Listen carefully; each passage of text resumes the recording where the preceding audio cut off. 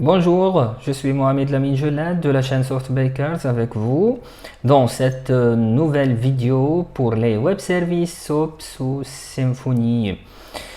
Créer un web service SOAP sous Symfony, c'est un peu similaire, c'est lui à PHP native. On va utiliser la classe SOAP Server. On peut utiliser par exemple un service Symfony. Un service ici, c'est un composant réutilisable qu'on peut utiliser dans pas mal de contrôleurs et des autres emplacements sous l'architecture Symfony. Pour cela, on va utiliser la documentation officielle de Symfony. C'est Web Service SOAP Symfony.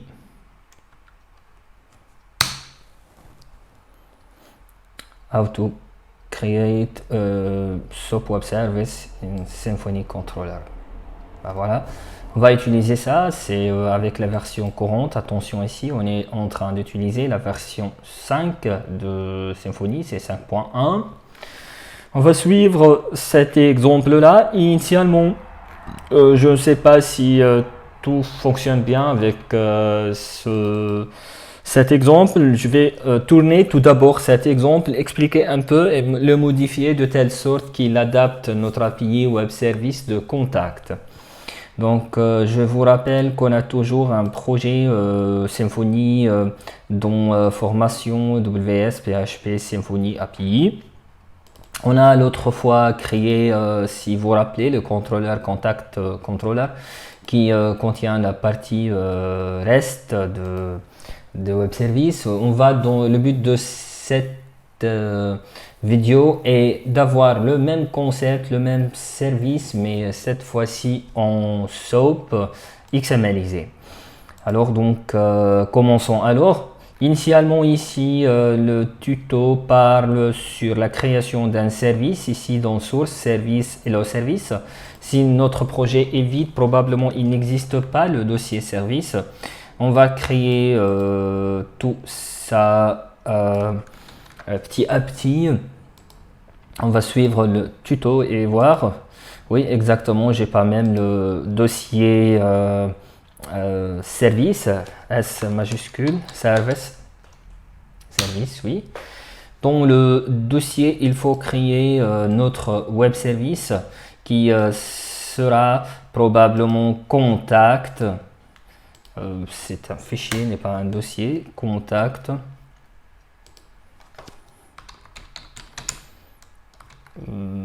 Contact service. .php.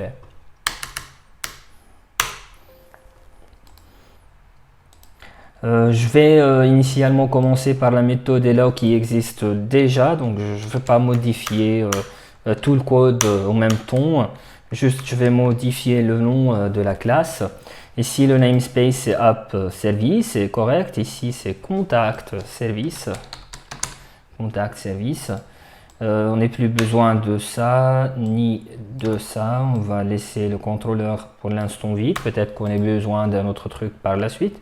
Je vais laisser la méthode hello avec name et je retourne tout simplement hello concaténé à email.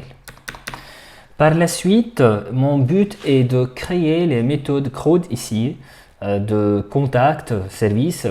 Et dans la partie contrôleur, on va sous slash SOAP, on va appeler la classe SOAP Server et ces méthodes d'ajouter un objet de type contact service et par la suite d'ajouter la méthode handle pour exécuter les fonctions à la demande de messages request SOAP qui arrive. Donc initialement c'est ça pour le contact service.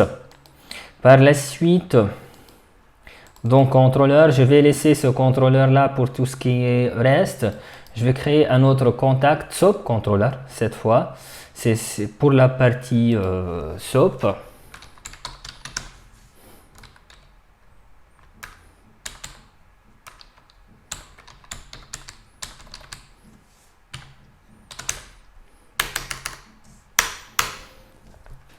Le contenu, je vais copier-coller, bien sûr, celui de tuto. Je pense que par la suite, il parle de contrôleur. Oui, il parle exactement de contrôleur.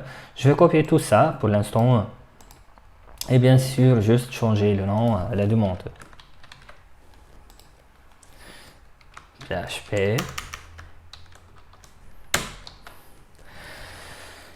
C'est pas hello service. Ici, c'est contact service. Voilà, donc ici c'est contact soap controller.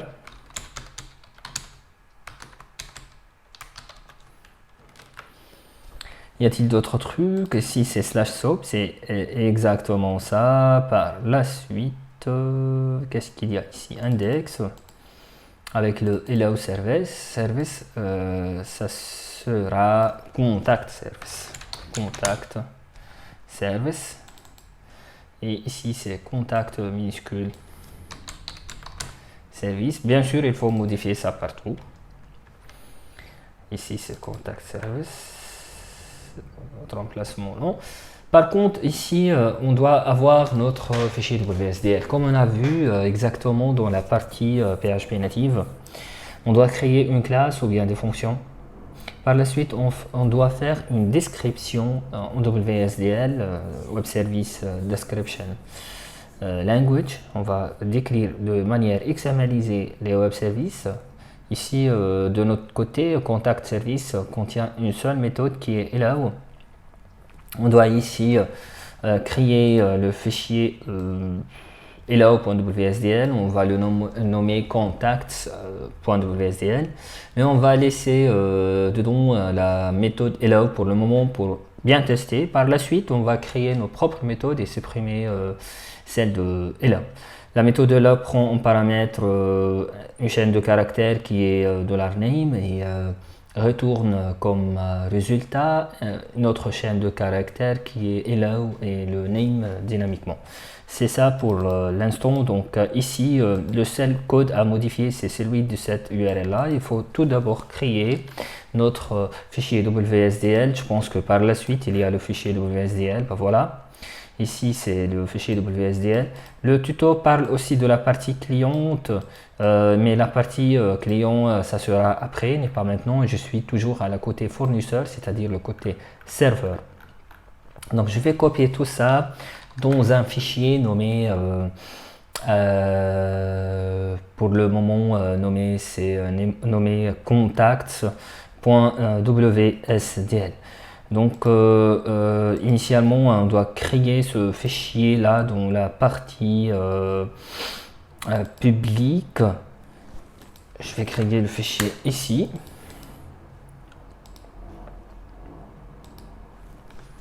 Nommé contact.wsdl. Il faut éliminer le .txt. OK. Par la suite, copier le contenu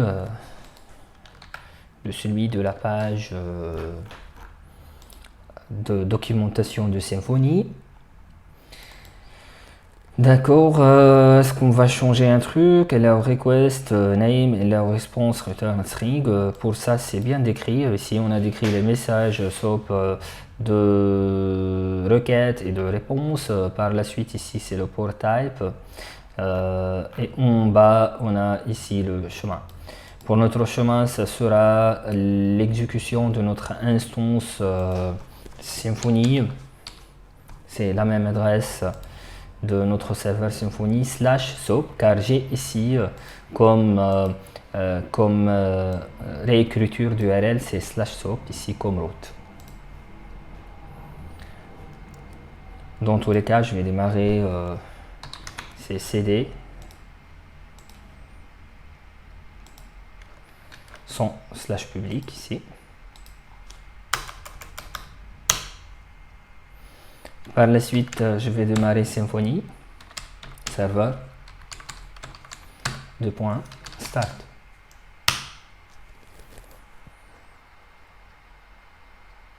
Donc ici, Symfony est démarré avec cette URL là.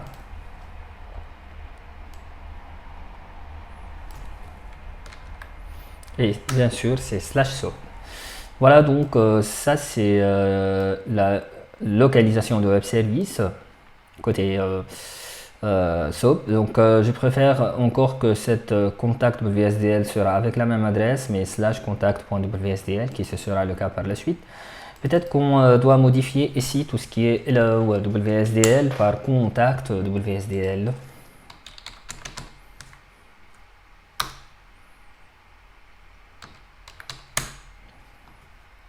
Remplacer tout, c'est la fréquence. Y a-t-il un autre point à changer? Je ne sais pas. Je pense que tout est bon. Donc on a laissé la méthode hello comme elle est. Je vais vérifier l'accessibilité de contact.wsdl directement via l'URL déjà copié /contact.wsdl puisqu'il est dans le fichier public. Donc il est bien accessible ici.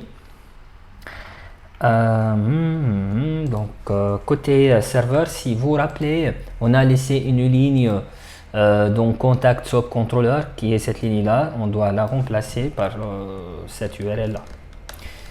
Bien sûr, on a ici deux méthodes, ou bien on met l'URL ou bien le chemin de fichier physique, et dans les deux cas SOAP server va détecter le fichier. En fin de compte, il va lire juste le fichier côté interface WSDL pour qu'il puisse interroger par la suite notre objet et ses méthodes, bien sûr. Normalement, nous pouvons tester ça. On doit, par exemple, si on appelle une méthode, par exemple, dans notre cas, c'est hello. Ici service avec un nom, on doit avoir ici par exemple bonjour et par la suite un nom dynamique donné par la méthode. Donc je préfère qu'on teste ça sur un des clients qu'on a déjà créé l'autre fois dans la partie REST. Je vais les htdocs ici. Je pense que j'ai un fichier qui est .pi, test.pi et même test.php. Je vais tester tout d'abord ici.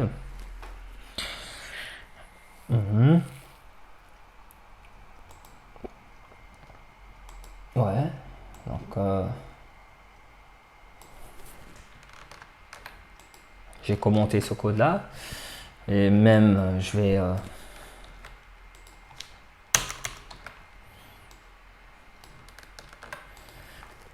donc j'utilise ici le composant request avec le composant suite client et le datetime. Côté datetime, j'ai pas besoin car on a utilisé ça dans la méthode add, je pense SOAP et XML dans la partie 1 des TP de la vidéo de la formation PHP Web Service native. Et ici on va juste changer côté Python, il suffit juste de donner l'URL. Par la suite l'URL ici c'est contact.wsdl. Par la suite et d'appeler le client SOAP avec cette WSDL. Ici il faut ici changer la méthode hello et ici c'est, je vais noter ici la mine et on va voir si ça donne un résultat. On est où ici? C'est dans WS. Je vais ouvrir notre ligne de commande. CD ça. Par la suite, c'est Python. Et mon nom de fichier, c'est test.py.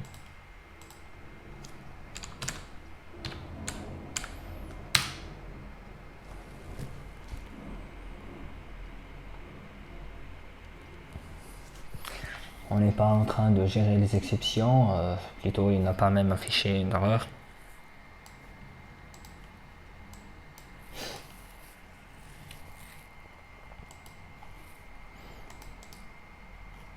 Probablement on a une erreur quelque part. Je vais essayer ici. Ici c'est contact. Ce sont des anciens codes de test.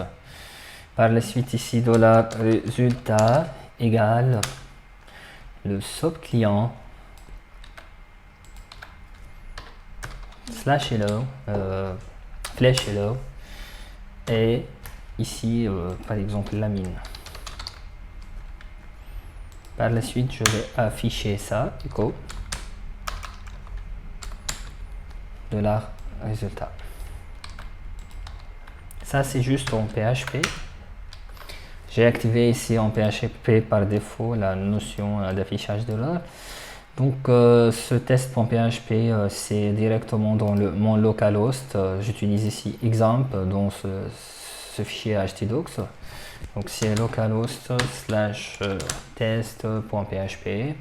Je pense que c'est dans WS en plus, dans un projet nommé WS dans htdocs. Ici, il a bien fonctionné. Bonjour la mine. Je ne sais pas ici quelle est l'erreur côté Python.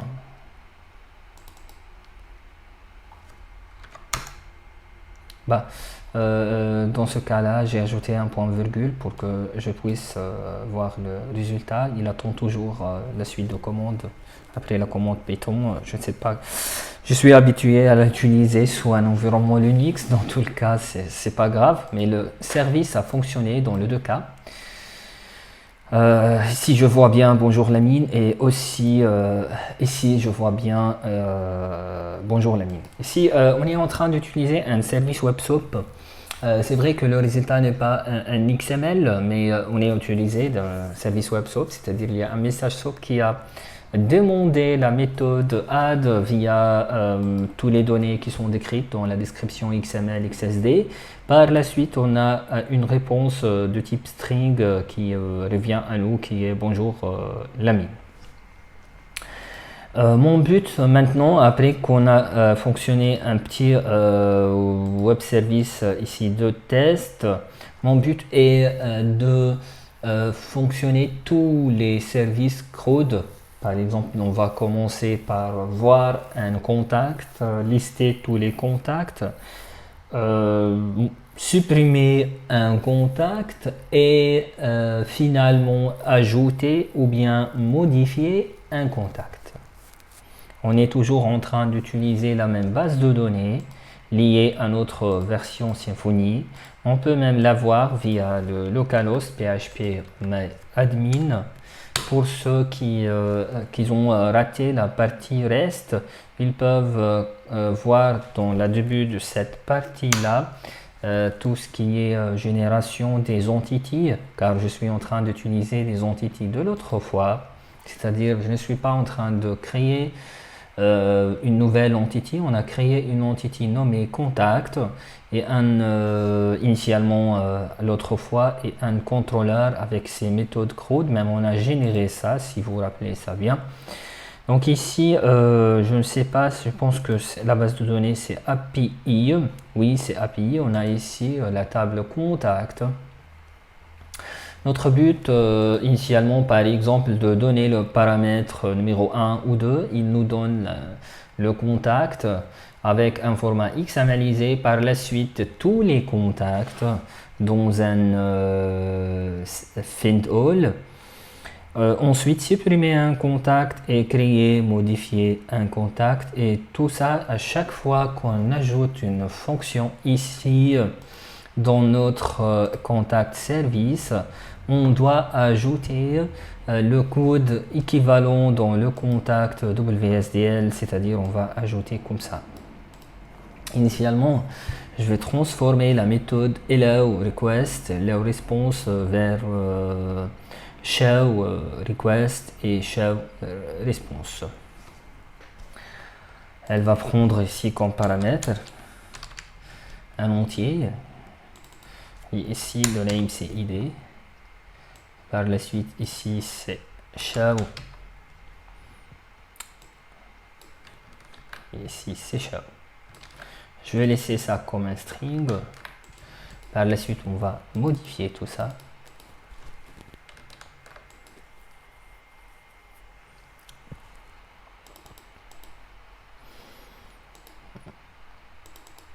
Ici, l'opération, non, c'est show, c'est pas allow.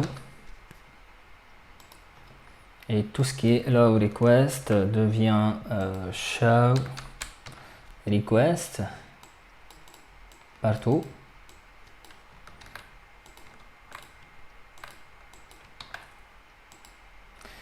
Tout ce qui est show response, tout ce qui est allow response devient show response. Y a-t-il un autre? Oui, il y a ici une autre occurrence. Show. Ici c'est show. On cherche s'il y a un autre allow.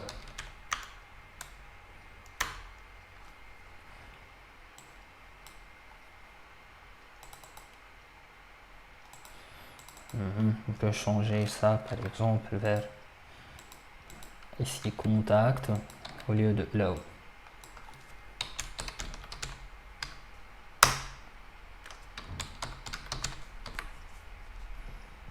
Remplacer tout. Je pense qu'on a terminé. Ici show show. Show ici l'opération. En binding aussi c'est la méthode show. D'accord. Je pense que côté WSDL on a terminé. Donc je dois ici changer un peu. C'est show. Ici c'est UD. Mon but ici c'est juste de retourner l'idée.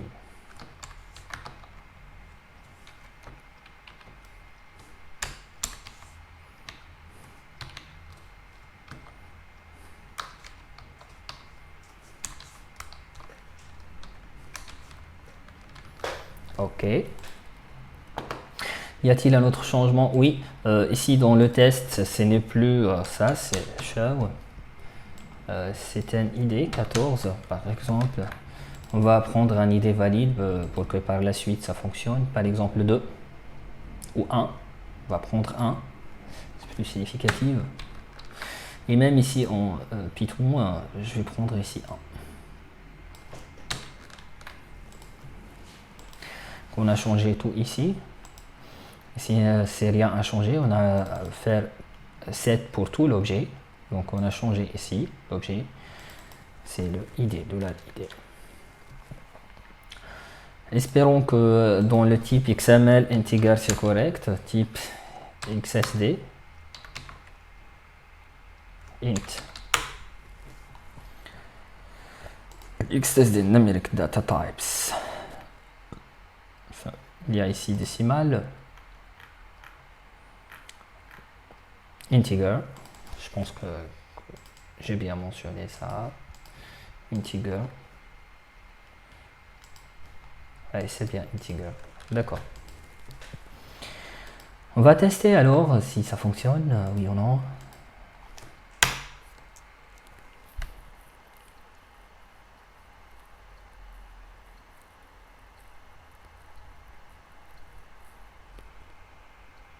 Bah c'est 1. Je ne sais pas, il a éliminé ici les côtes, c'est-à-dire les balises XMLisées, je ne sais pas même pourquoi. Il a retourné juste cette idée, je pense qu'il a éliminé ça dû à un truc en cours de message SOAP, peut-être. On va corriger ça quand même. Mon but maintenant c'est d'afficher tout d'abord le contact dans Show ici. Ici nous sommes dans une classe réutilisable, nous ne sommes pas dans la partie contrôleur. Il faut tout d'abord résoudre le problème d'appeler ici par exemple un entity manager si on veut recruter via l'ORM Symfony Doctrine. Maintenant, mon idée est ici d'utiliser dans nos fonctions les appels aux bases de données en utilisant par exemple l'Entity Manager de Symfony. Il faut dans ce cas-là, comme le cas initial de service, il faut appeler ici l'Entity Manager et de le prendre en paramètre. Ici, c'est Entity Manager. Dans ce cas-là, doit être normalement une interface. L'idée ici, c'est de faire un truc comme ça, c'est-à-dire appeler ici instancier ou bien remplir l'objet Entity Manager qui vient de contrôleur dans une variable ici interne à notre service. Et par la suite ici, il faut ici utiliser cet Entity Manager, get repository, etc. pour récupérer par la suite les données de notre entity. Et bien sûr, il faut ici faire les imports nécessaires. Ça, c'est l'algorithme pour donc gagner du temps et ne pas écrire des erreurs. Je vais chercher sur Internet using Entity Manager Symfony and service.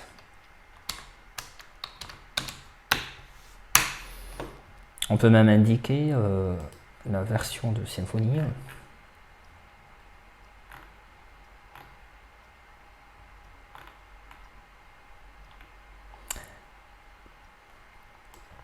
C'est comme le cas ici de task type, il utilise ça en for. De notre côté, on utilise juste en service, donc il faut ici appeler ça.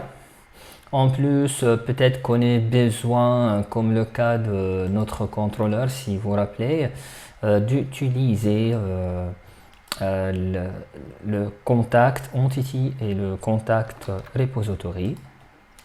Donc je vais même les appeler ici, comme ça, si on va utiliser une de ces trois là, il sera accessible. Donc ici, l'Entity Manager Interface, ça c'est du type Entity Manager Interface. Bien sûr, n'oubliez pas qu'on a appelé ici ça, donc sans aucune appel à un new, donc il va injecter ça, Symfony directement. Mais probablement on doit modifier quelques trucs chez notre config service.yml. On doit quelque part ici ajouter comme ces trucs là exactement.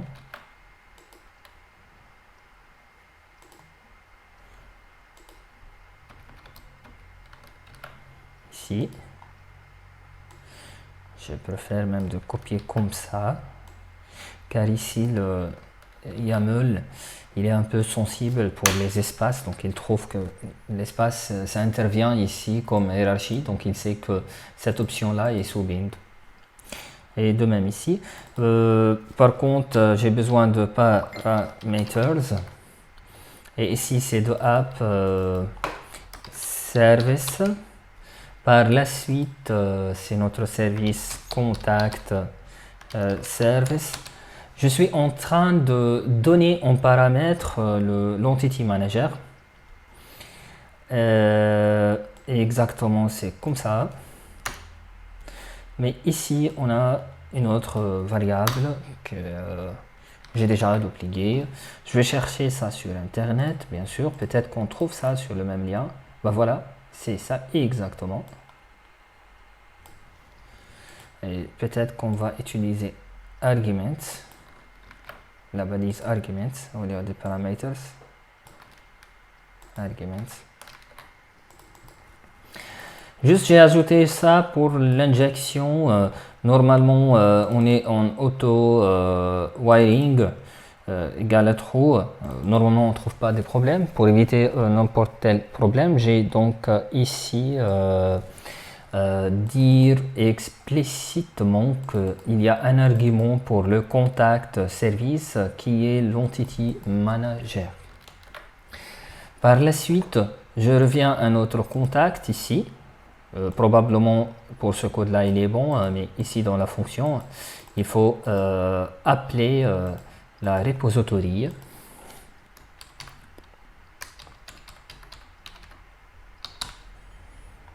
Je vais chercher sur Internet. Même on a ce code-là si on rappelle que ce code-là, ça existe ici. Donc, espérons qu'on trouve un cas qui fait appel à get repository. Bah non, pas de problème. Juste, je vais copier le mot repository correctement. Il y a un i. Ouais. Par la suite, il faut appeler la classe contact, puis un find ou bien un find by one element et mettre l'élément dans le bon sens. Tout ça, c'est dans un objet qui est nommé contact. Par la suite, je vais afficher juste ici l'id et le nom. Donc ici, c'est $contact, flèche get id, car id, c'est un champ privé. Par la suite, c'est nom et get nom. Par la suite, c'est get nom. Donc, il faut voir ici qu'est-ce qu'on a nommé. Bien sûr, ici, c'est un return, c'est à la suite. On peut ajouter ici un PHP in the offline entre les deux lignes. Cette ligne-là et notre ligne. On va tester et voir si ça fonctionne, oui ou non. Donc ici, non, on est où? On est là.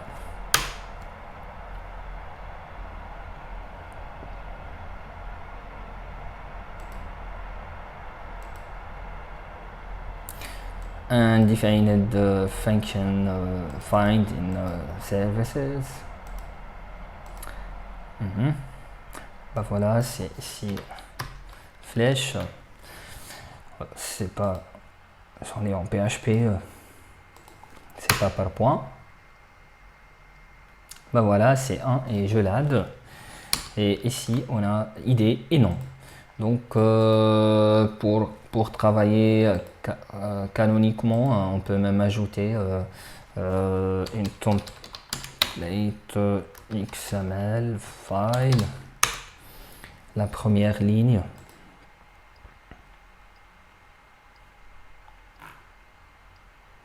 Donc ça, c'est une ligne régulière.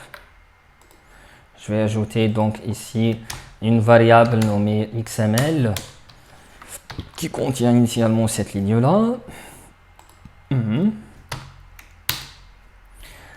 Donc ici, je vais utiliser un simple code. Par la suite, on va faire des concaténations. La première, c'est on est dans une méthode shell, donc on est sûr qu'on a un seul contact. Je vais écrire contact sans S. Bien sûr, ici, on peut faire toujours un retour aux lignes. On a cette même ligne là par la suite, mais slash contact. Et ici, on a un ID.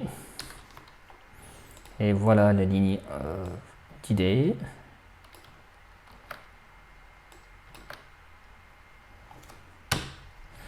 De même pour nom.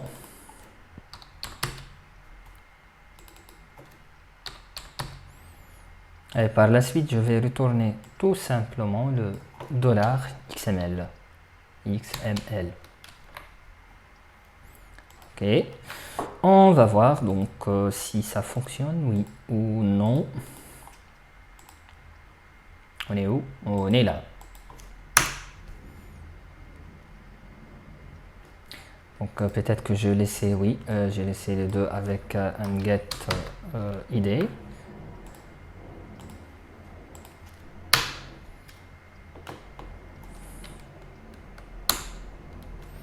Voilà, donc on a un contact slash contact et entre les deux on a les attributs nécessaires et dans un fichier XMLisé. Par la suite, qu'est-ce qu'on peut faire en plus avant de tester sur des clients? Oui, il faut terminer tous les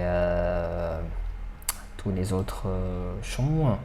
Pour savoir les autres champs, il suffit de voir dans notre source entity quels sont les champs qu'on a. Ce sont les champs avec les méthodes ici get nom. Je vais chercher par get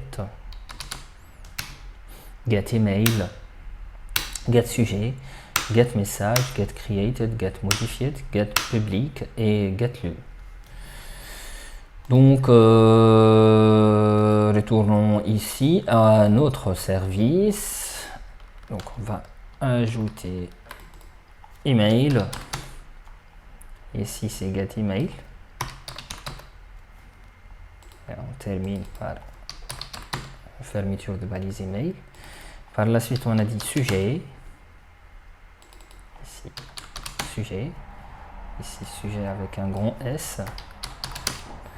On a dit encore ces messages. Message. Et un message avec un grand M ici.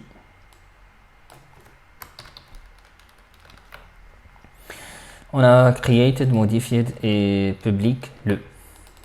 Ici c'est created. Created. Un C majuscule created. Modified.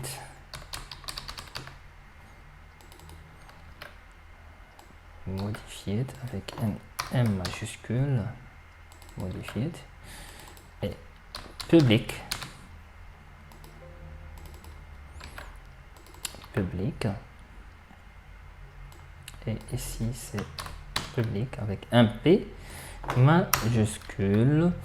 Par la suite le et le avec un majuscule. On va voir maintenant qu'est-ce que ça donne.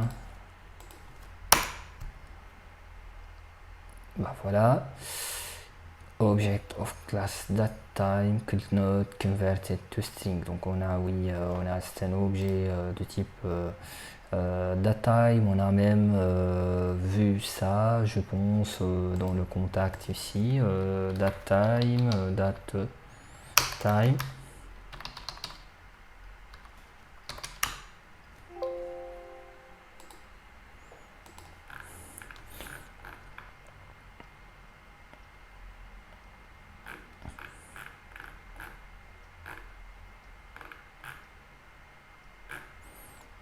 On n'a pas le problème dans la partie SOAP. Si je rappelle bien comment résoudre ça, ici il trouve que created et modified déjà ce sont des dates. Donc on peut faire ça, format.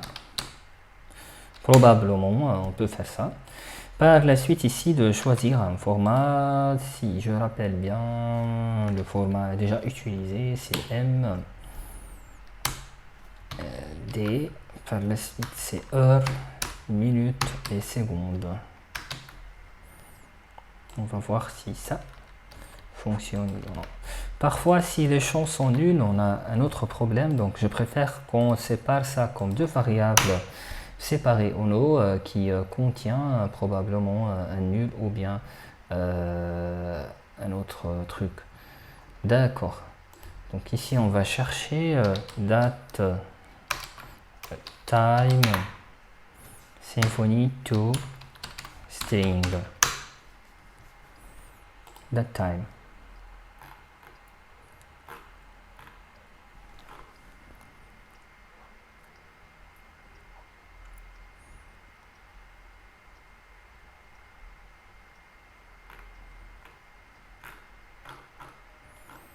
That time Symfony, format.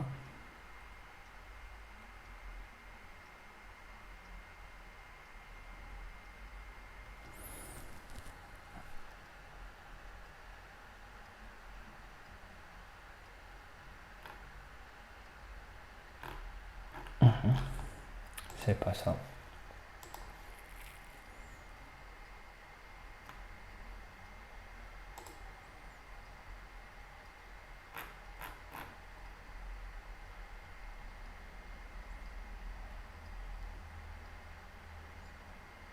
Donc c'est value.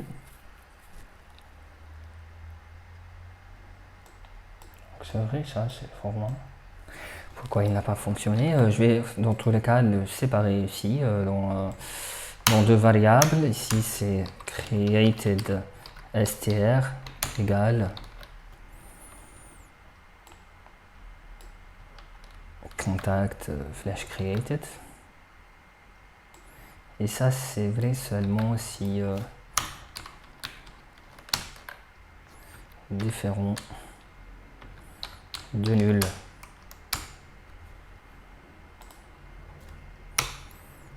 On va tester tout d'abord par ça et par la suite on va tester par un autre. Donc ici je vais juste mettre un tiret 8 puis un tiret 6.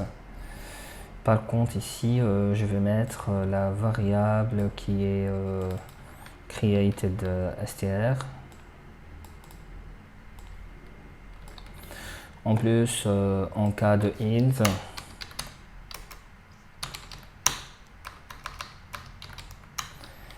created str égale une chaîne vide ou bien un nul. On va voir si ça fonctionne.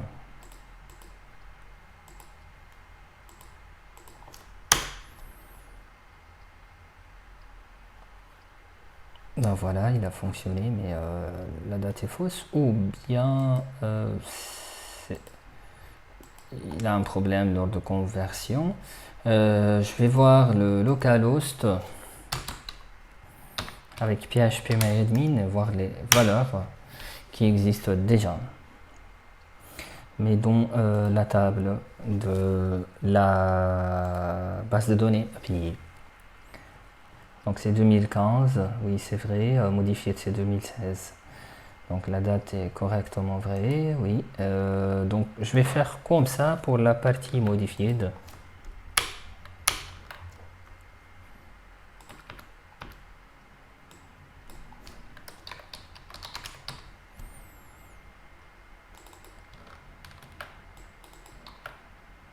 Ici c'est modifié. str. Et comme ça, ici, elle voulait... oui.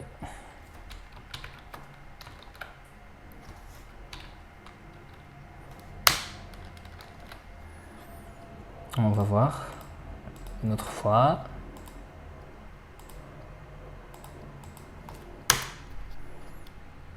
Donc celle c'est 2016, oui.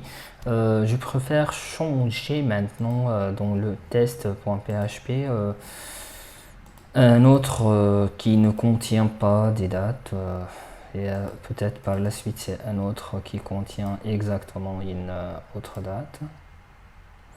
On va tester le 2 puis le 6. 2.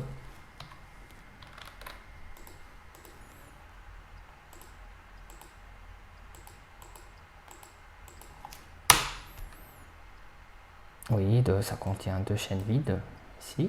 Et le 6.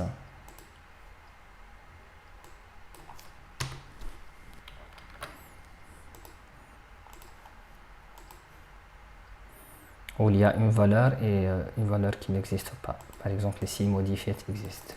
Ouais. Donc ça fonctionne. Je préfère de tester tout ça aussi dans la partie Python. Ah, ici, la méthode séparée là, c'est show. On va commencer par 1, par la suite 2, par la suite 6. Donc ici, je vais donc voir.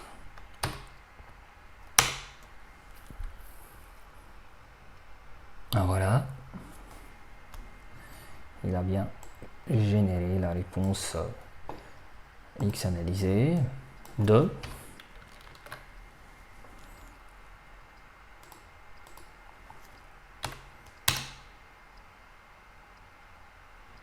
Oui, on a test 2. Et enfin, 6.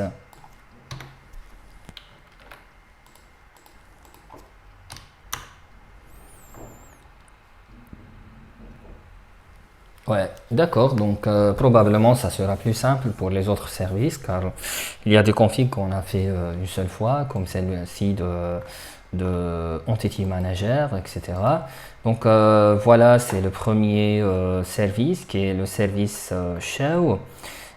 Et exactement, on va faire un autre service qui sera le service Find all. Et on peut le nommer par exemple liste comme un seul mot, sans paramètre. Ici c'est find all.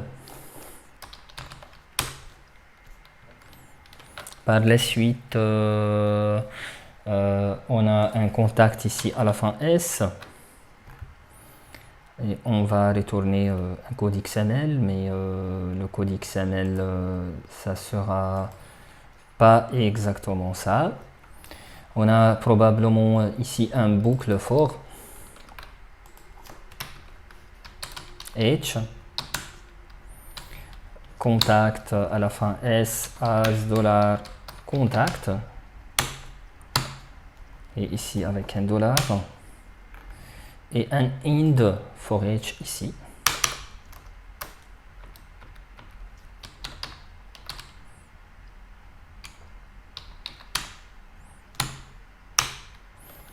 Ici, mon but est d'afficher ici contact à la fin S, et par la suite, sous le contact à la fin S, il y a chaque fois un contact comme ça. C'est-à-dire on a un contact avec ID 1, 2, 6, etc. Donc contact contient plusieurs sous-contacts. La contact à la fin S, je parle. Donc on a probablement ici, avant le for H, un contact ici à la fin S. Et on termine également après le for H avec un contact à la fin S. Et au milieu, c'est-à-dire dans la balise contact à la fin S, on a chaque fois un contact. Donc for H, contact, as, contact sans S. On va faire le même truc, mais sans cette ligne-là. Et ça, c'est contact sans S, et ça, c'est contact sans S. Probablement, on a terminé pour le code fonctionnel de ça. Donc, on a un find all, un contact à la fin S dans un for H, et ici, la fermeture de for H. Donc, si c'est vide, on a contact à la fin S, puis contact à la fin S fermé, comme deux balises XMLisées. Le return reste toujours la partie XML. D'accord. Mais ici, il faut décrire dans notre fichier WSDL, on doit ici décrire la méthode list. Donc, on commence par les deux messages qui sont request et response. Ici, c'est list. On n'a aucun paramètre ici. Honnêtement, je ne sais pas, est-ce que c'est acceptable comme ça vide ou bien on doit changer un truc. Et on return une liste de response qui est un return string, oui. Par la suite, on a une autre opération. Ici, c'est l'opération n'est pas hello, c'est l'opération show contact. Et par la suite, on a une autre opération qui est list all contacts.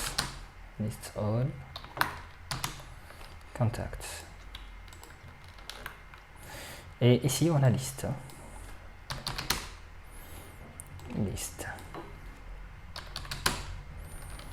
Par la suite, au niveau binding, on a le même principe, c'est-à-dire on a ici l'opération qui est liste avec un message ici, liste RPC. Pour cela, ça reste comme ça, oui. Et enfin, c'est ça, donc probablement on a terminé la modification. Ici, on n'a aucune modification car on est en train de faire cet object. Donc chaque méthode qui s'ajoute à contact, elle sera automatiquement traitée par le handle par la suite. Probablement, ça doit fonctionner comme ça.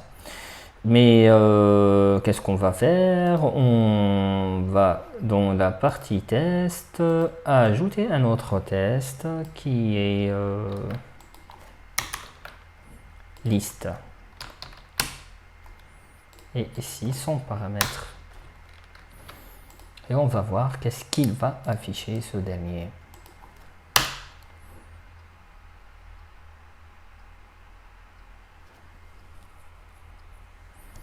On a probablement une erreur. Peut-être qu'il n'accepte pas les deux codes en même temps puisque chacune va ouvrir une balise XML. Quand même, il a fonctionné, mais avec deux. Voilà donc ce qu'on doit afficher.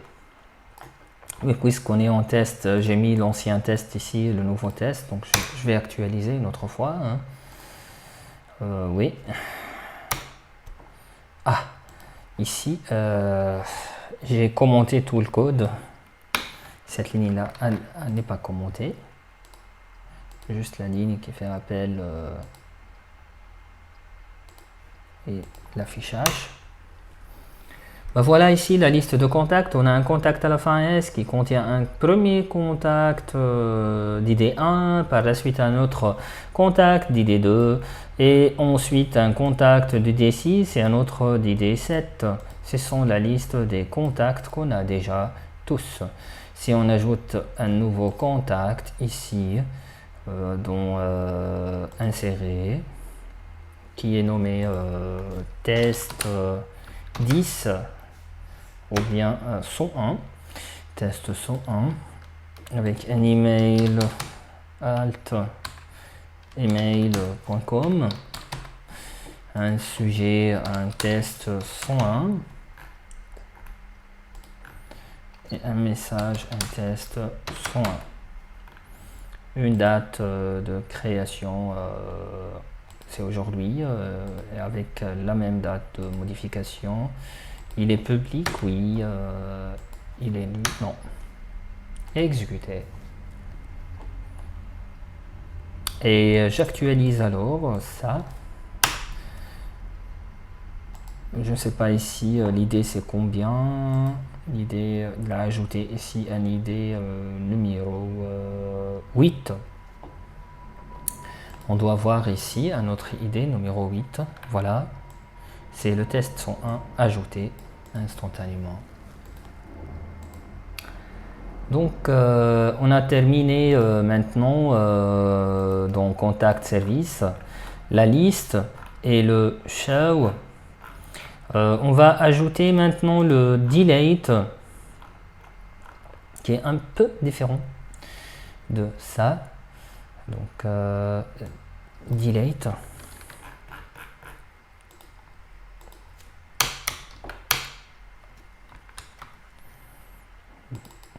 On va nommer ça comme le cas de reste. J'ai oublié même, c'est delete, donc c'est delete. D'accord.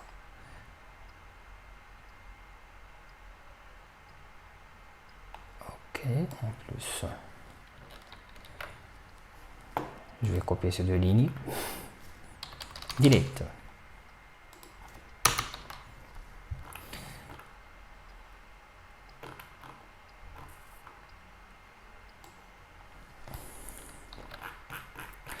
L'algorithme ici, c'est d'avoir un contact à partir de cette idée-là. Par la suite, via notre Entity Manager, on va faire le remove de ce dernier et appliquer ça instantanément sur la base de données via la méthode flush. Donc c'est ça. On est en train de coder d'une manière minimale. Il faut ici tester, faire les tries et les catch. Donc on va optimiser ça par la suite. Ici mon idée est de faire tourner un exemple SOAP sur Symfony, un exemple web service SOAP, et par la suite on doit vraiment faire pas mal d'optimisation et d'amélioration. Donc on est plutôt avec une vue éducative que professionnelle dans ce cas-là. Donc je vais essayer maintenant de tourner un delete.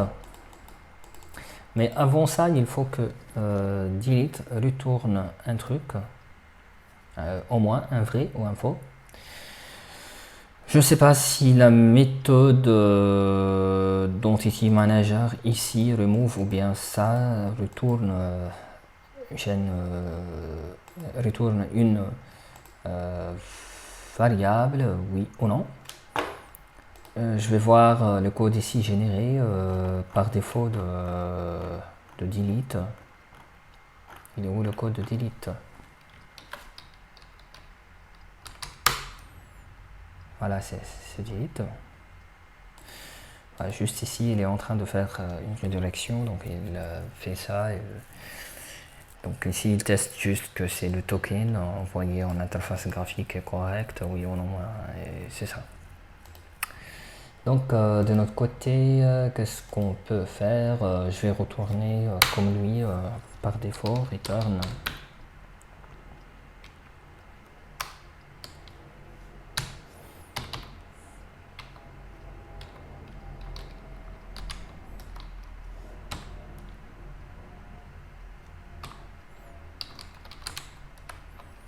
Delete 1. Normalement, on doit tester sur ce code-là si il a vraiment supprimé, donc delete égale 1, sinon delete égale 0. Bien sûr, on peut quand même ajouter tous ces trucs-là.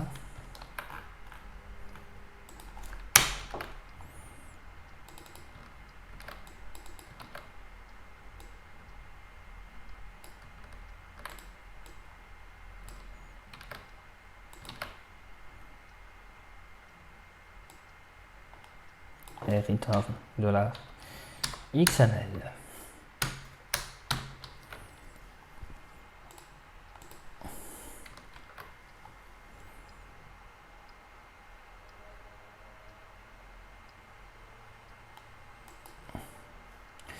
Donc je vais voir si ça fonctionne oui ou non, mais avant ça, il faut vraiment appeler delete dans notre test.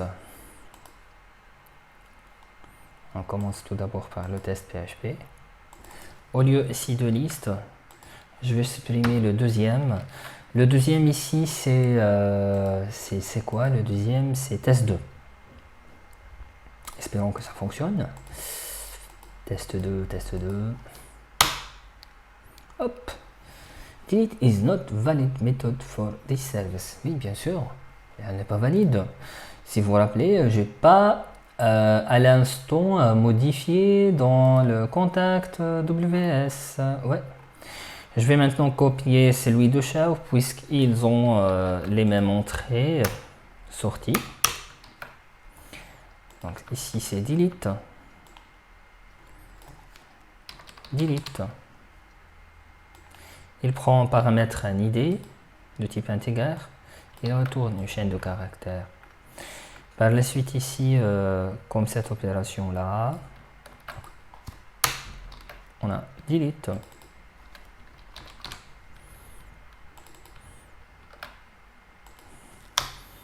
Delete contact by ID. Ici c'est delete. Et aussi c'est delete. Il nous reste encore le message ici. C'est delete.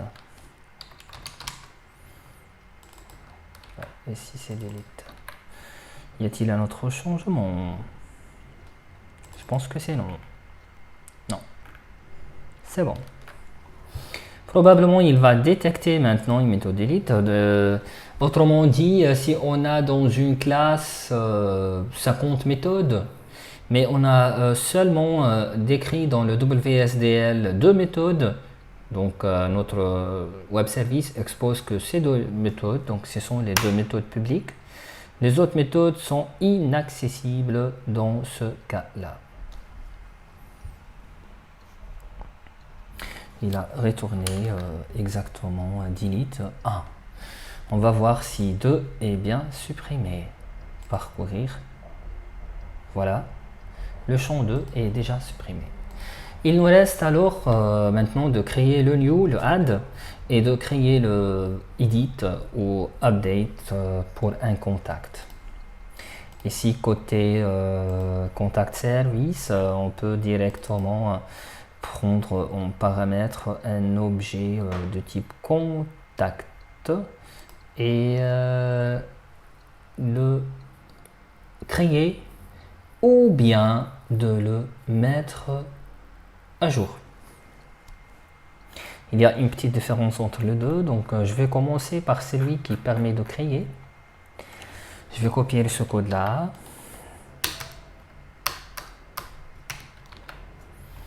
Ici on a new.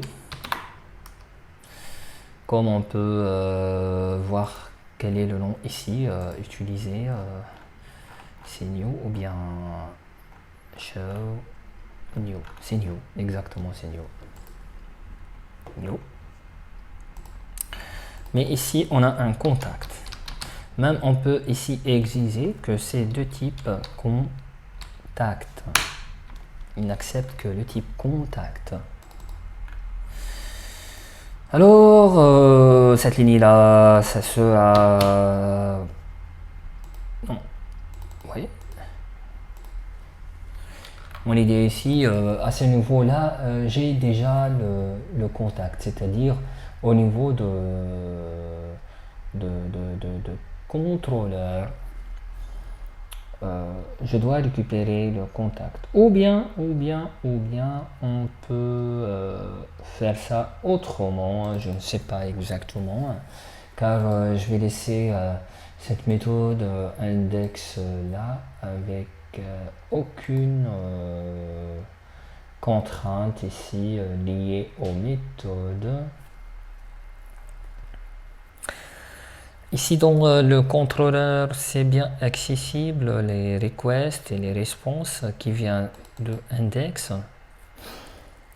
Quand même, on peut ici l'appeler, ouais, et peut-être l'ajouter comme un paramètre ici.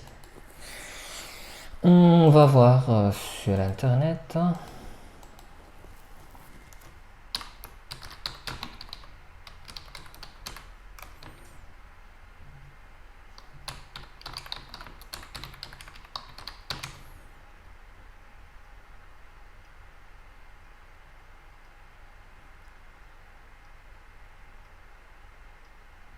Bah, de mon côté, je vais recevoir l'objet contact.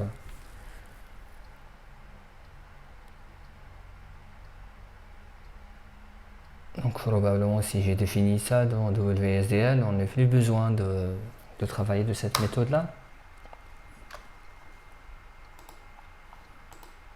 Donc on laisse ça sans modification. Je reviens ici.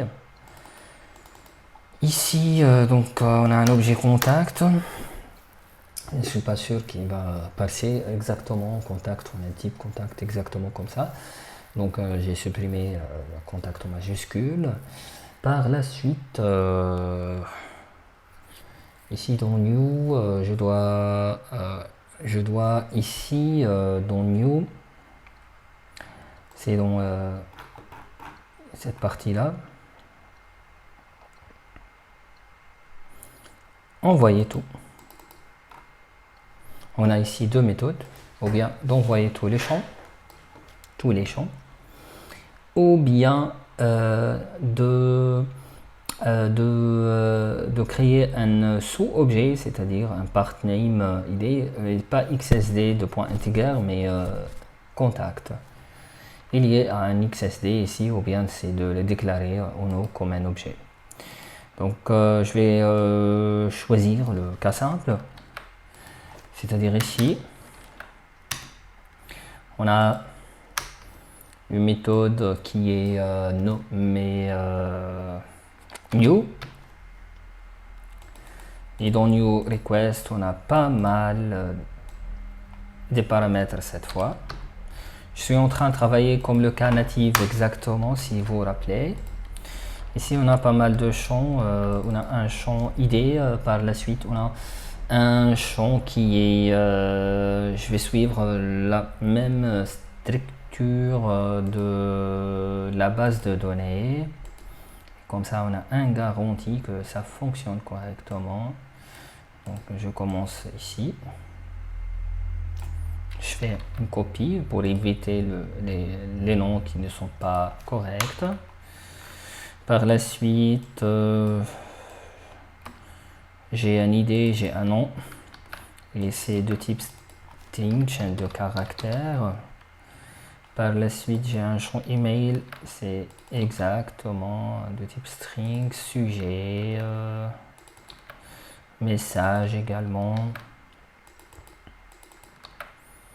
Created de type datetime, on va voir ça. Modifié de type datetime.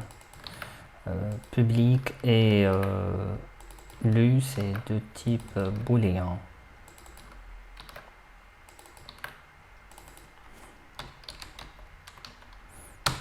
Probablement elles sont écrites comme ça, les booléens chez XSD.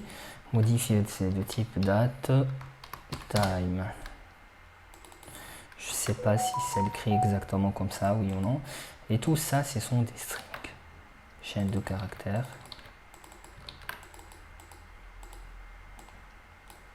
Ben voilà. On n'a rien donc à modifier ici. Mais juste, je prends les paramètres ici, puisque les paramètres sont envoyés via SOAP, n'est pas via le RESTful directement, comme l'autre cas. Donc, j'ai ici, je dois vérifier sur Internet si c'est boolean, c'est écrit comme ça, et si c'est datetime, c'est comme ça. Types XSD XML. String decimal integer boolean, donc c'est vrai, je cherche datetime, n'est pas date, tout simplement. Datetime, donc CTRL F, datetime, XSD date. Elle est où les datetime? C'est chiant ça. Comment ça se fait pas?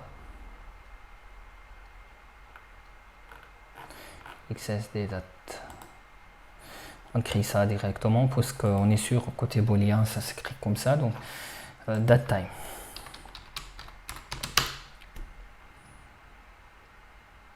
Ça écrit en minuscule, donc on n'a aucun problème. Et est-ce que on peut l'écrire en majuscule?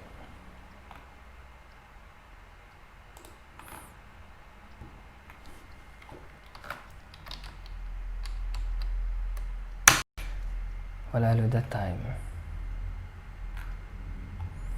Probablement ça passe avec un T majuscule. Je reviens ici. Donc ici j'ai un ID, virgule. Donc c'est ça, un nom par la suite. Un email, un sujet, un message created, modified, public lieu. Dollar nom. Dollar email, probablement, sujet, message,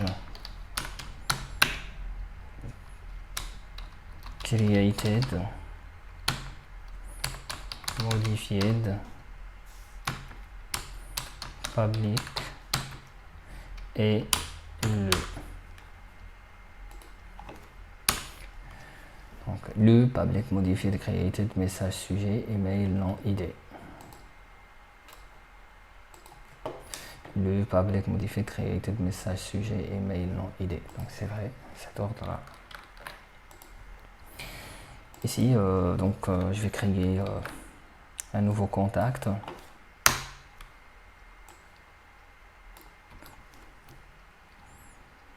Égal à new contact. Cette fois-ci, on va utiliser les setters.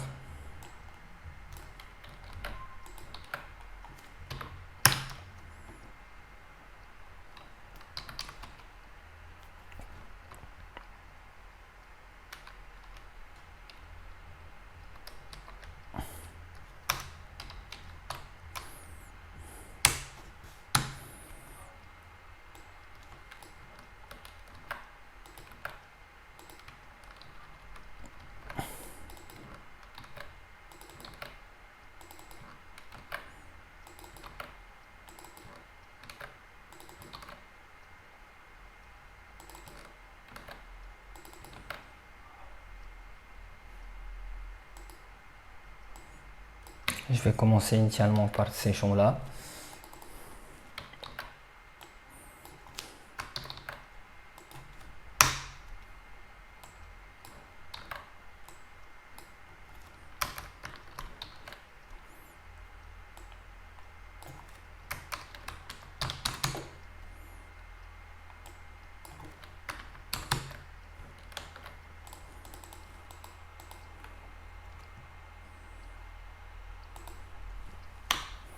Et ici c'est pas remove, on peut même voir ça ici, donc c'est pas remove, c'est persiste.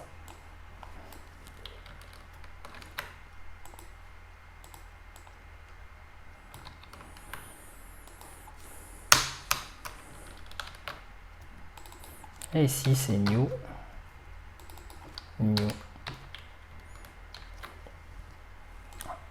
Je suis pas en train de tester toujours, mais juste de faire le nécessaire. On va optimiser tout ça. On va prendre dans la prochaine séance cette squelette là et améliorer partout les exceptions ou bien dans quelques méthodes selon nos tons. Et on va ajouter un token de sécurité par exemple, comme le cas de Knative. Cette fois, peut-être qu'on va utiliser la notion de symphonie de token. Si je rappelle bien le besoin d'un compte utilisateur, donc de créer la table utilisateur via Symfony, et c'est créable et générable même via la console Symfony. Donc ici, je vais essayer de tourner cette new là et voir si ça fonctionne, oui ou non. Ici, les paramètres sont obligatoires, donc je vais copier ça dans la partie ici la partie test.php, mais c'est pas delete. Ici je vais mettre un nul puisque c'est auto-incrémental, il peut détecter ça et faire le nécessaire. Pour le nom, c'est le test 102 puisqu'on a le test 101. Qu'est-ce qu'il a fait ça? Ah, c'est le bouton insérer, il est où? Insérer, ouais. Pose 0, c'est insérer. Il est où le bouton insérer? Voilà. Donc, non, c'est test 102.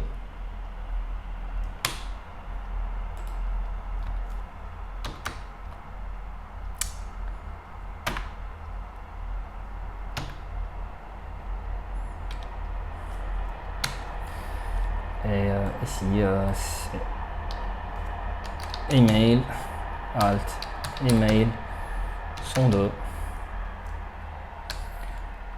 Par la suite, c'est sujet, 102. Ensuite, c'est message, 102. On a le dernier enregistrement 101, si vous vous rappelez. Pour ce champ-là, je vais mettre un champ vide pour le moment. Et pour ce champ-là, je vais mettre un champ vide. Pour le public, je vais mettre un 1. Et pour lui, je vais mettre un 1. Je vais supprimer ça pour qu'on n'a pas trop d'erreurs. Je veux voir si ça fonctionne, oui ou non. Qu'est-ce que c'est que ça, hein?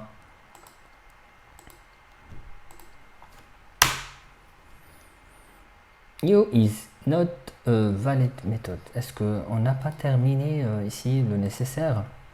On a créé le new request, le new response, mais par la suite, je pense qu'on n'a pas...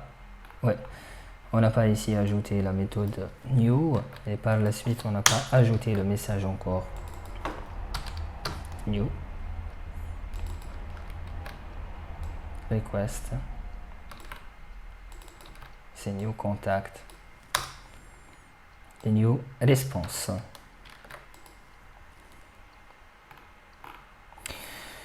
Et ici également, on doit ajouter ce new là. New. J'ai ajouté un truc bizarre, donc c'est comme ça. New. Et ici c'est new. Probablement tout est bon. On va voir. Oups. Il a dit quoi ça? Ah, donc il a détecté une erreur.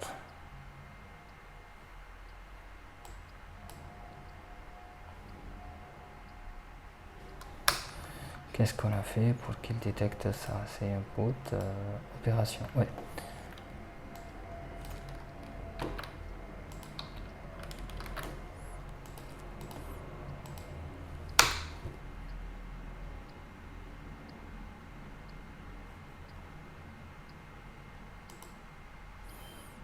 Le dernier ici c'est 8. Defined method set ID in contact.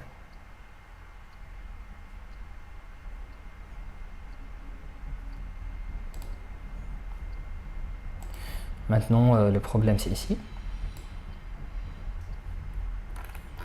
Est-ce qu'on a ici appelé le contact? Voilà, c'est l'entité contact. Ici c'est new contact. Contact set ID, set nom, etc. Je peux juste vérifier que s'il y a un set ID. Bah oui, on n'a pas un set ID, en réalité on n'a pas un set ID. Donc c'est logique qu'il a dit ça. On n'a pas un set ID, puisque l'ID c'est générable automatiquement, on ne peut pas faire un set ID ou bien le modifier l'ID. Donc on va lancer une autre fois ça, son set ID. Maintenant qu'est-ce qu'il a? C'est un intervalle, c'est internal server error. Probablement il a une erreur quelque part. On a toujours l'erreur.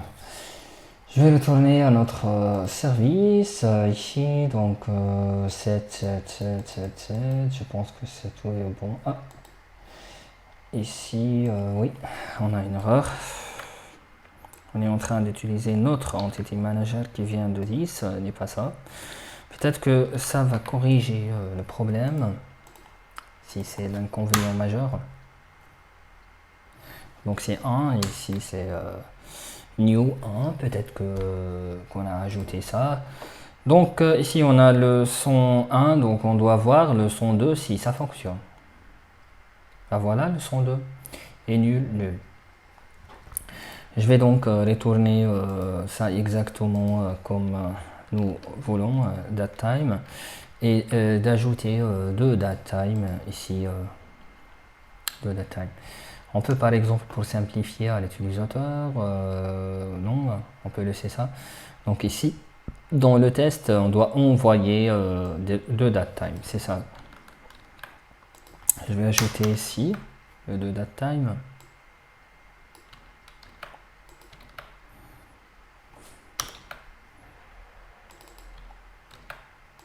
Modified.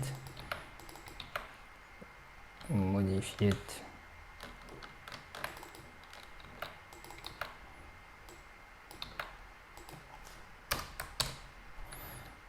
created. Je suppose ici au niveau service qu'on a bien envoyé tous les données. Donc ici le paramètre ID n'est pas obligatoire, on peut même l'éliminer ici et l'éliminer de notre WSDL. Donc si on a déjà ID, c'est sûrement qu'on est dans la méthode edit ou update.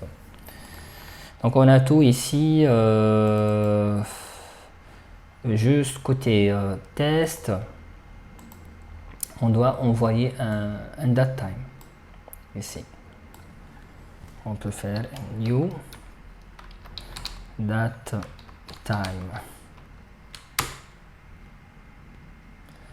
Je sais pas si .9 fonctionne ou un truc comme ça. Je vais voir sur internet en PHP. Datetime PHP no. Maintenant.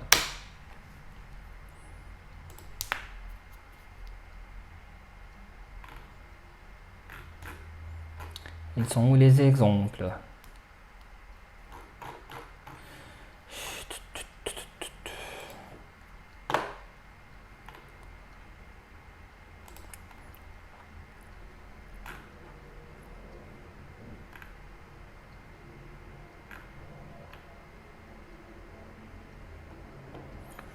Donc c'est new datetime, tout court. Je vais faire comme ça. New datetime. Est-ce qu'il a détecté trop ici? Oui, c'est 1, 1. Donc on va exécuter ça, mais cette fois en changeant le 3, 3, 3, 3. Comme ça, on a un nouveau. Et je reviens ici, un autre test.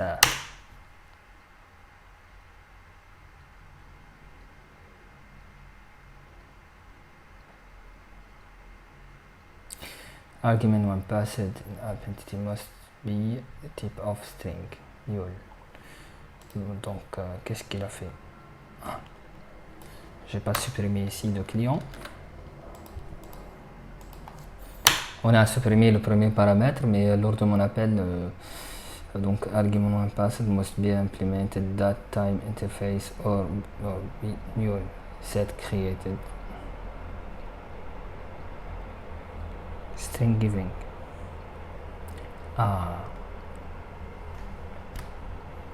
Donc dans tous les cas, le SOAP est en train d'envoyer ça, malgré qu'il a enregistré déjà, d'envoyer comme chaîne de caractères dans tous les cas. Il est en train d'envoyer comme chaîne de caractères. Donc pour éviter ça, je vais la retourner en chaîne de caractères ici. Et on va, côté enregistrement, la transformer en datetime. Donc ici, c'est une chaîne de caractères. Comme on peut la laisser. Et lors de sa récupération ici, on peut pas, ça c'est une chaîne de caractères pour lui. On doit ici la rendre un objet. C'est-à-dire, on doit ici faire comme ça, $created if $created est différent de nul et même end ça fonctionne. $created différent d'une chaîne vide avec ici $. Si ça c'est vrai, alors on va transformer ça en chaîne de caractères. Sinon, on va les mettre avec la date courante, c'est-à-dire ici, $created égale new date time. Et ça, c'est dans le else. On doit chercher ici sur internet comment transformer en PHP string date to datetime PHP.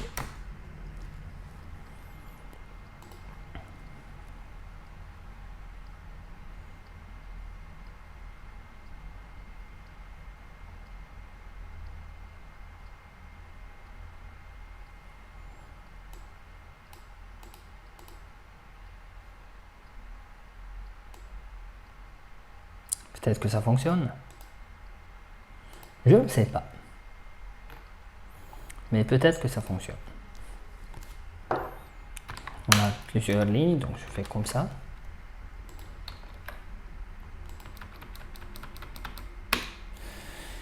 Ici, c'est quand même, on a une seule ligne.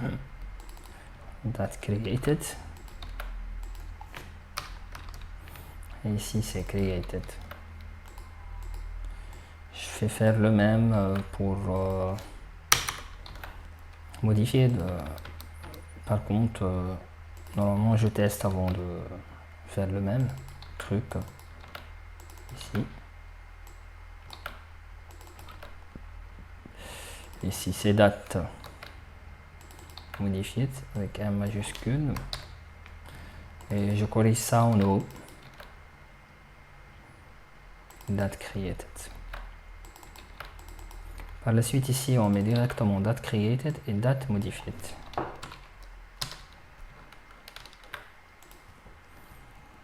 Je ne sais pas si ça fonctionne oui ou non. On va essayer. Mais cette fois-là, il faut dans notre test faire le test 3. Donc ici, c'est le dernier, c'est le test 2. Donc il n'a pas déjà enregistré. Oui, c'est le test 2. C'est le test 2. Donc rien à changer, juste il faut exécuter et voir. Oh, puis il a dit 1. Peut-être qu'il a fonctionné. Oh là là. On va voir. Voilà le test 3 avec les dates exactement, date de maintenant. Donc il a bien fonctionné, il nous reste que la méthode edit. La méthode edit doit contenir obligatoirement un champ ID. Je vais ajouter un plus pour chaque 103 ici, test 103. Donc l'ID c'est 10. Je vais mettre ici 10. Je suis en train de préparer le test avant tout. Edit. Je ne sais pas est-ce qu'il est nommé ici edit. Oui, non. Edit. D'accord. C'est de bonnes pratiques, toujours de nommer de la même manière. Donc c'est edit 10. Je vais ajouter ici chaque fois un plus, un plus, un plus et un plus. Ici, ici, je ne veux pas modifier ça. Je vais mettre nul. Et je vais laisser comme ça. Ici, je vais mettre un false, false. False, false. Ça, c'est par la suite, c'est pour le test. Mais donc, dans notre contact service, je dois créer ici une autre méthode qui est nommée edit et qui contient initialement un champ de la ID.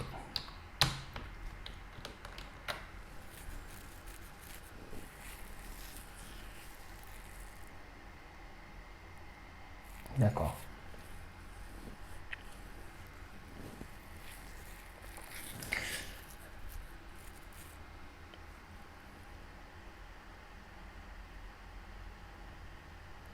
Par la suite, on va modifier un peu par la suite dans ce code-là. On ne va pas laisser comme ça. Si le champ est mentionné, donc il va le modifier. Si le champ est nul, donc il va le laisser comme il est, par exemple.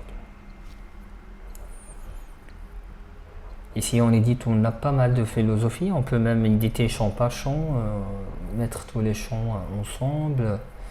On n'a pas vraiment une règle à respecter par rapport à ça.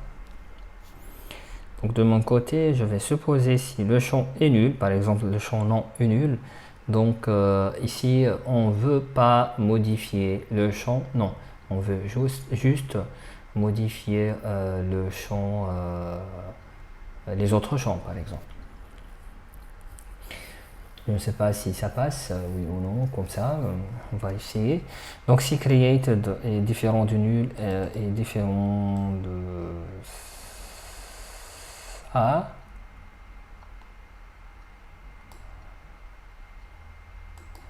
alors il remplace la date.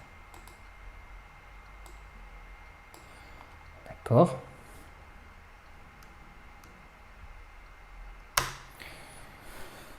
Ici, c'est pas new contact, c'est comme il est dans le view dans show ici, field by id.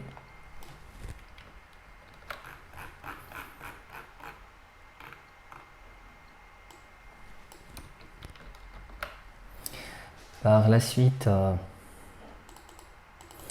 on peut même tester si l'objet existe, oui ou non. Je suppose qu'il existe. Par la suite, je vais commencer par le champ nom, pas par les created. On laisse comme ça, mais je vais travailler par ordre. Donc si le champ est différent de nul, alors, qu'est-ce qu'il va faire? Il va faire le set nom avec le nouveau nom. C'est ça. Et par la suite, il va persister à la fin les données. Donc je dois faire comme ça pour tout le monde. Donc s'il met un nul ou bien une chaîne vide, c'est-à-dire qu'on n'a rien à changer. Si c'est une autre valeur, il faut donc changer. Ici cet email. Donc de même pour les autres sujets.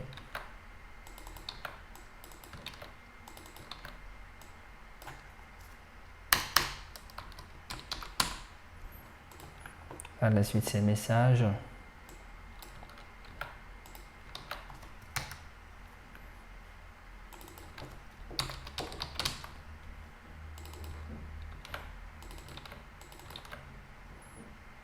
Ici, ces messages.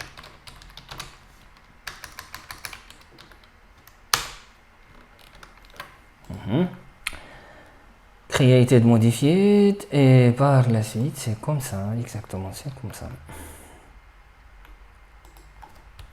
Je vais sauter cette ligne-là. On a public.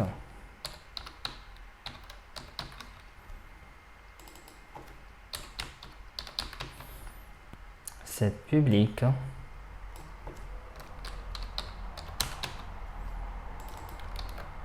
Oh là là. Et le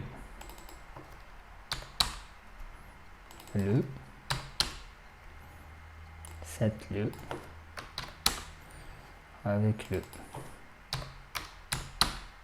et le.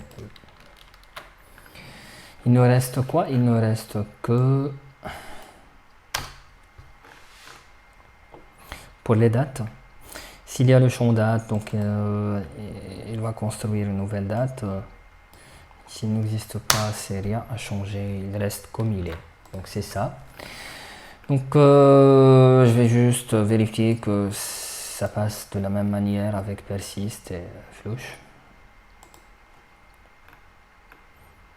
Donc c'est avec la même manière. Donc probablement ça va être fonctionné avec la notion de plus et enfin avec le false. On va voir si sa méthode passe, mais attention, on n'a pas pour le moment définir ça ici. Donc je dois copier ça et ajouter en plus au début un champ ID qui est dans cette étape-là nécessaire. Et c'est de type intégral. ID. D'accord, ici également c'est edit.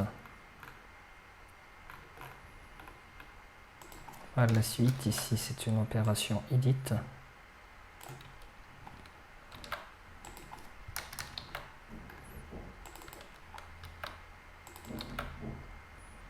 Ici c'est edit et edit. Il nous reste donc le message RPC ici.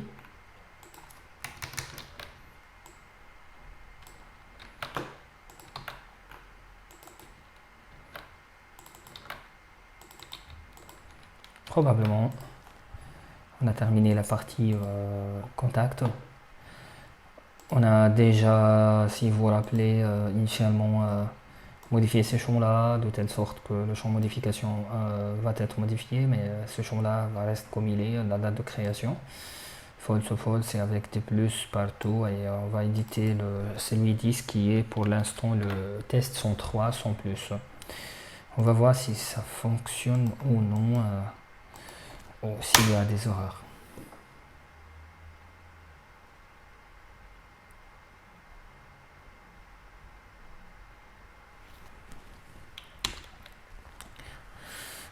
J'ai oublié même de modifier ici le message de fin, c'est pas new, c'est edit.